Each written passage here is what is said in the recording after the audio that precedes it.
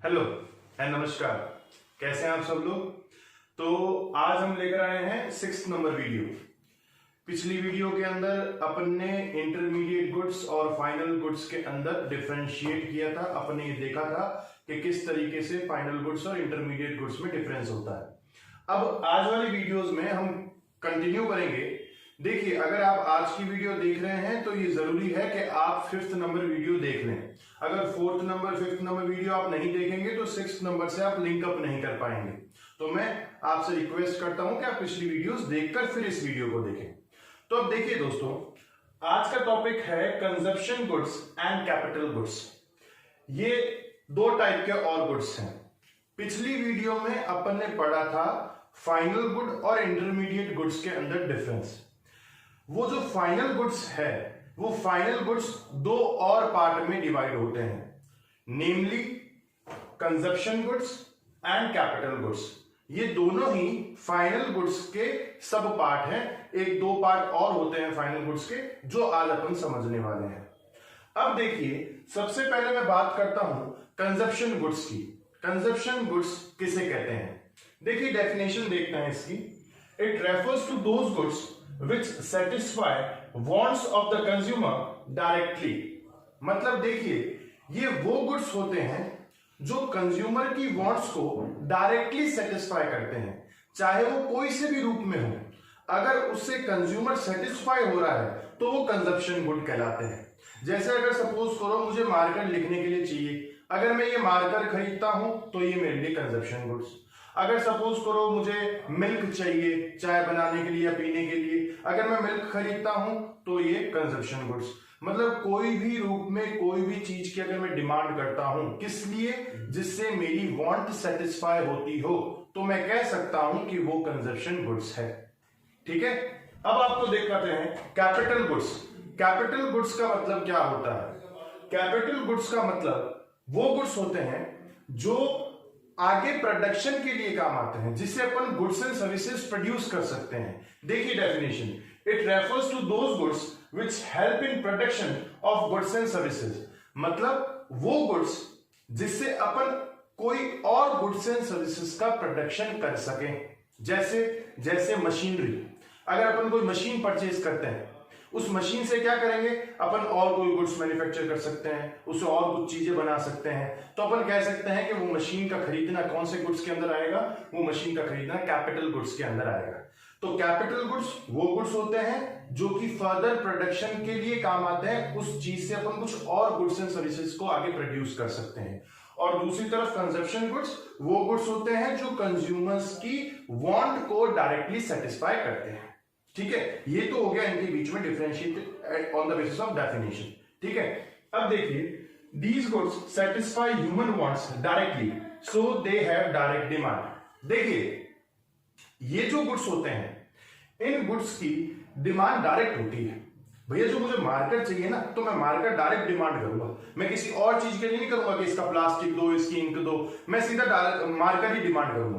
तो consumption goods की जो डिमांड होती है वो डायरेक्ट डिमांड होती है। क्यों? क्योंकि वो डायरेक्टली ह्यूमन वांट्स को सेटिस्फाई करती हैं, वो डायरेक्टली कंज्यूमर की वांट को सेटिस्फाई करती हैं, किसी दूसरे गुड्स पर वो डिपेंड नहीं होती। दूसरी तरफ अगर कैपिटल गुड्स में अपन देखें तो these goods satisfy human wants indirectly, so such goods have derived demand. इनकी डिमांड जो होती है वो डायरेक्ट नहीं होती, इनकी डिमांड डिराइव्ड डिमांड होती है। मतलब ये किसी दूसरे गुड्स के ऊपर डिपेंड होती हैं। जैसे सपोज करो ये मार्कर अगर मैं खरीदता हूं, तो मार्कर तो मैं मेरे कंजप्शन के लिए खरीद रहा हूं, तो ये कंजप्शन गुड्स हो सकते हैं, तो इसकी डिमांड तो डायरेक्ट है। अब सपोज करो इस मार्कर को बनाने वाली जो मशीन होगी, वो मशीन किसके अंदर आएगी, वो मशीन इसके अंदर आएगी कैपिटल गुड्स के अंदर। अब उस मशीन की तो मैं डिमांड कर नहीं रहा, मैं जितनी डिमांड मार्कर की करूंगा उतनी ही ज्यादा फर्म्स वाले मशीन की करेंगे, क्योंकि उनको मार्कर का प्रोडक्शन करना है। तो मशीन की जो डिमांड है वो इस मार्कर पर डिपेंड है। इसलिए अपन कह सकते हैं कि कैपिटल गुड्स की जो डिमांड होती है वो डिराइव्ड डिमांड होती है as compare to the consumption goods. ठीक है। थर्ड पॉइंट देखें, they do not promote production capacity. देखो, कंजप्शन गुड्स से कोई प्रोडक्शन नहीं होता आगे, मैंने कुछ चीज खरीदी, कंज्यूम किया, बात खत्म। पर कैपिटल गुड्स किस लिए खरीदता हूं मैं, कुछ गुड्स एंड सर्विसेज प्रोड्यूस करने के लिए। तो कंजप्शन गुड्स कोई भी प्रोडक्शन कैपेसिटी को नहीं बढ़ाती। Capital goods help in raising production capacity. आज मैं मशीन लेकर आ गया तो उस मशीन से क्या करूंगा, आगे गुड्स एंड सर्विसेज प्रोड्यूस करूंगा। तो मैं कह सकता हूं कि वो जो हमारी है वो आगे प्रोडक्शन कैपेसिटी को बढ़ाने के लिए काम आते हैं कैपिटल गुड्स। अब देखें fourth point, they have limited expected life. देखिए कंजप्शन गुड्स जो होती हैं उनकी नॉर्मली एक्सपेक्टेड लाइफ कम होती है ना, वो ज्यादा लंबे समय तक नहीं चलती। जैसे मार्कर है, मार्कर में यूज कर लूंगा 6-8 महीने में इसको खराब हो जाएगा, 6-8 महीने में मैं इसका दूसरा रिप्लेस कर दूंगा। या फिर सपोज करो मैं मिल्क लेकर आया, पिया, खत्म, ब्रेड लेकर आया, खाई, खत्म, तो इसका पीरियड ज्यादा लंबे समय तक नहीं होता। दूसरी तरफ अगर कैपिटल गुड्स की बात करूं तो they have generally life of more than 1 year. इनकी जो लाइफ टाइम होती है ये 1 साल से ज्यादा चलते हैं। जैसे मशीनरीज है, मशीनरी ऐसा तो है नहीं कि 2-4 महीने में खत्म होकर नहीं लेकर आ जाओगे आप। ज्यादातर मशीनरीज वगैरह जो है वो लंबे समय तक चलती हैं, 5-10 साल या 1 साल से ज्यादा चलती हैं, कहने का मतलब।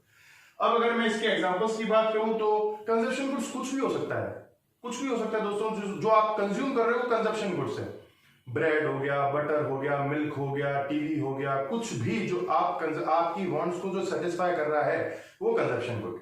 दूसरी तरफ अगर कैपिटल गुड्स की बात करूं तो मशीनरीज हो गए, इक्विपमेंट्स हो गए, ये सभी किसके अंदर आते हैं, कैपिटल गुड्स के अंदर आते हैं। तो ये बेसिक डिफरेंस है कंजप्शन गुड और कैपिटल गुड्स के अंदर। मैं उम्मीद करता हूं आपको समझ में आ रहा है। अब देखिए कंजप्शन गुड्स भी 3 टाइप के और होते हैं, namely durable goods, non durable goods and services. देखिए ड्यूरेबल गुड्स का मतलब क्या होता है। ड्यूरेबल गुड वो गुड होते हैं जो लंबे समय तक चलते हैं, जिनका लाइफ टाइम जो होता है वो बड़ा होता है, जिनको अपन बार बार रिपीटेडली यूज कर सकते हैं। जैसे सपोज करो अपन टीवी खरीद के लाते हैं, अब टीवी को अपन बार बार यूज कर सकते हैं। ऐसे तो है नहीं कि टीवी लाए और 1-2 दिन में खत्म। टीवी का अपन यूज लाइफ टाइम कर सकते हैं या रिपीटेडली उसका यूज कर सकते हैं। और भी अगर कोई सपोज करो मैं ये मार्कर लेकर आया तो मार्कर भी एक प्रकार का ड्यूरेबल गुड्स ही है, क्योंकि मैं इसको बार बार यूज कर सकता हूं। ऐसे नहीं कि एक बार यूज किया तो खत्म हो गया, ऐसा नहीं होता, ठीक है। तो ड्यूरेबल गुड्स वो गुड्स होते हैं जो लंबे समय तक या रिपीटेडली यूज हो सके। दूसरा non durable goods. Non durable goods का मतलब वो गुड्स जो बार बार यूज नहीं किए जा सकते, जो एक बार यूज करते ही खत्म हो जाते हैं, वो अपनी आइडेंटिटी लूज कर देते हैं। जैसे सपोज करो मैं मिल्क लेकर आता हूं, दूध लेकर आया, तो अगर दूध लेकर आया उससे चाय बनाई, दूध खत्म, अब मैं उसका वापस तो इस्तेमाल कर नहीं सकता, ठीक है। तो वो होता है नॉन ड्यूरेबल गुड्स। अगला सर्विसेज। देखो ये सर्विसेज जो होती हैं वो नॉन मटेरियल गुड्स होते हैं। सर्विसेज ऐसी सर्विसेज होती हैं जो दिखती नहीं है, ना अपन उसे टच कर सकते हैं, ना ही अपन उसे देख सकते हैं। ये एक इंटेंजिबल एक्टिविटी है। जैसे कि सपोज करो मैं आपको टीच कर रहा हूं, मैं आपको पढ़ा रहा हूं, मैं आपको टीचिंग की सर्विस दे रहा हूं, ये एक सर्विस है। डॉक्टर्स हो गए, ये सर्विसेज हैं। इंजीनियर की सर्विसेज, वो सब इसके अंदर आएंगे। तो कंजप्शन गुड्स 3 पार्ट में डिवाइडेड होते हैं, durable goods, non durable goods और सर्विसेज। और कंजप्शन और कैपिटल गुड्स के बीच में मैंने ये आपको डिफरेंस बता दिया। अब देखिए कि कौन सा गुड कंजप्शन है और कौन सा गुड कैपिटल गुड है, ये कैसे पता चलेगा। क्या इसका कोई पर्टिकुलर मेथड है जिससे अपन इसको डिफरेंशिएट कर सकते हैं? तो भैया इसका कोई पर्टिकुलर मेथड नहीं है। इसमें आपको उसी तरह जैसे मैंने आपको फाइनल गुड्स और इंटरमीडिएट गुड्स के अंदर बताया था, वही चीज यहां पर लागू होगी। आपको ये देखना होगा कि वो गुड्स किस पर्पस के लिए यूज किया जा रहा है, उसका यूज क्या है, उसका किस सेंस में यूज किया जा रहा है, किसके द्वारा यूज किया जा रहा है। अगर इन चीजों को आप पकड़ लेंगे तो आप इन दोनों गुड्स को डिफरेंशिएट कर लेंगे। जैसे कि अगर सपोज मैं एक एग्जांपल देता हूं कि अगर मैं आटा चक्की, आपने देखा होगा जिसमें अपन गेहूं पीसते हैं, आटा चक्की अगर मैं वो घर के लिए खरीदूं, हाउसहोल्ड वाले आटा चक्की खरीदें तो वो होगा आपका कंजप्शन गुड्स, ठीक है, क्योंकि वो मेरे वांट्स को सेटिस्फाई कर रही है। वो गुड्स जो मैं मशीन लेकर आया हूं मेरे घर के लिए लेकर आया हूं। दूसरी तरफ अगर वो मशीन कोई फर्म खरीदे या फिर कोई दुकान वाला खरीदे जो गेहूं पीस कर आटा निकालता है, वो अगर वो खरीदे तो वो हो जाएगी कैपिटल गुड्स। क्यों? क्योंकि वो उसके production of goods and services में काम आ रही है, उसके किसी गुड्स और सर्विसेज को प्रोड्यूस करने में काम आ रही है। तो उसको यूज क्या है उससे अपन ये डिफरेंशिएट कर सकते हैं कि कोई गुड कैपिटल गुड्स है या वो कंजप्शन गुड्स है। तो दोस्तों अब एक क्वेश्चन आता है, देखिए कि क्या प्रोड्यूसर गुड्स जो होते हैं वो सभी प्रोड्यूसर गुड्स क्या वो कैपिटल गुड्स होते हैं? ये क्वेश्चन काफी बार पेपर के अंदर आ रखा है। जैसे कि all producer goods are not capital goods but all capital goods are producer goods. देखिए, जो भी कैपिटल गुड होगा वो प्रोड्यूसर गुड होगा, पर जरूरी नहीं है कि प्रोड्यूसर गुड्स जो है वो कैपिटल गुड्स ही हों। अब देखिए, इसको किस तरीके से समझना है मैं आपको समझाता हूं। देखिए, सबसे पहले ये समझें कि प्रोड्यूसर गुड्स का मतलब क्या होता है। प्रोड्यूसर गुड्स वो गुड्स जो प्रोड्यूसर द्वारा इस्तेमाल किए जाते हैं, उसकी प्रोडक्शन एक्टिविटीज के अंदर जो भी इस्तेमाल किया जाए वो प्रोड्यूसर गुड्स कहलाता है। अब क्या उसे सिर्फ कैपिटल गुड्स की ही जरूरत होती है? देखिए, प्रोड्यूसर गुड्स को दो टाइप के गुड्स और होते हैं प्रोड्यूसर गुड्स के। एक होता है सिंगल यूज प्रोड्यूसर गुड्स और एक होता है कैपिटल गुड्स।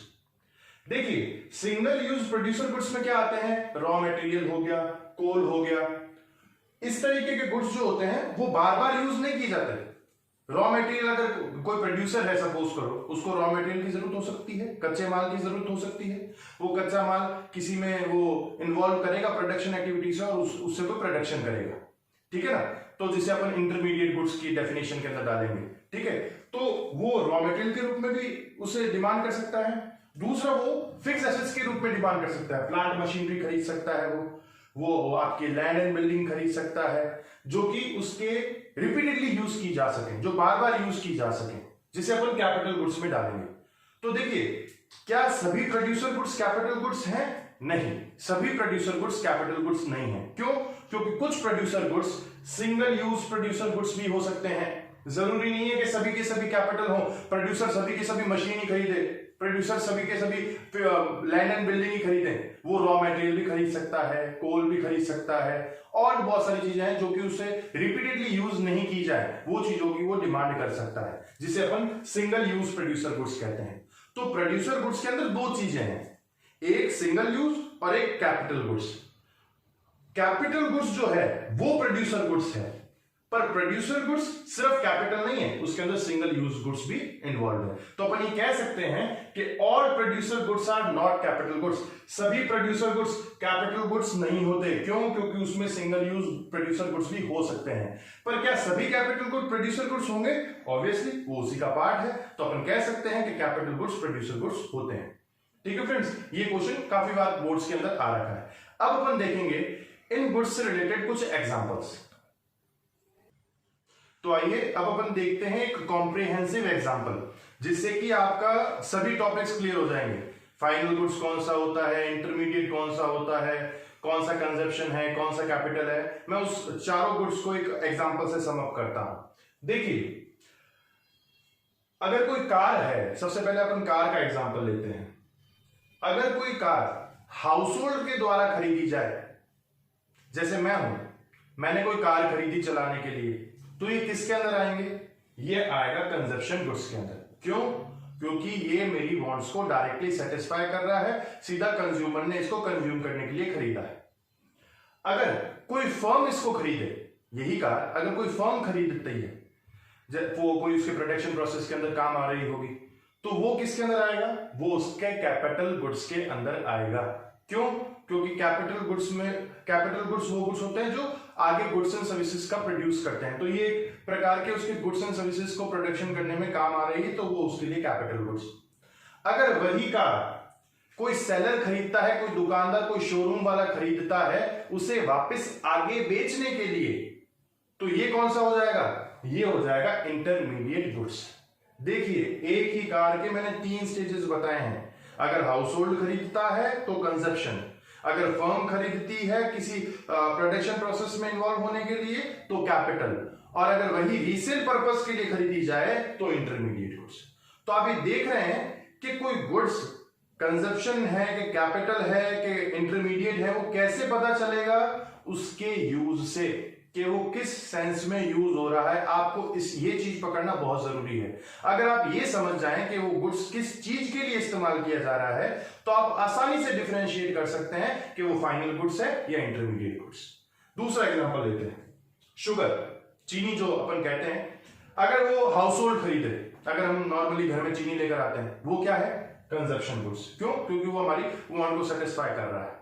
दूसरा, अगर यही किसी ट्रेडर के पास में stock unsold line with the trader, कोई सपोज करो मैं एक ट्रेडर हूं, ठीक है, मेरा शुगर का व्यापार है, चीनी का व्यापार है, मैं 10 बोरी गेहूं 10 बोरी जो है मैं चीनी के लेकर आया, ठीक है।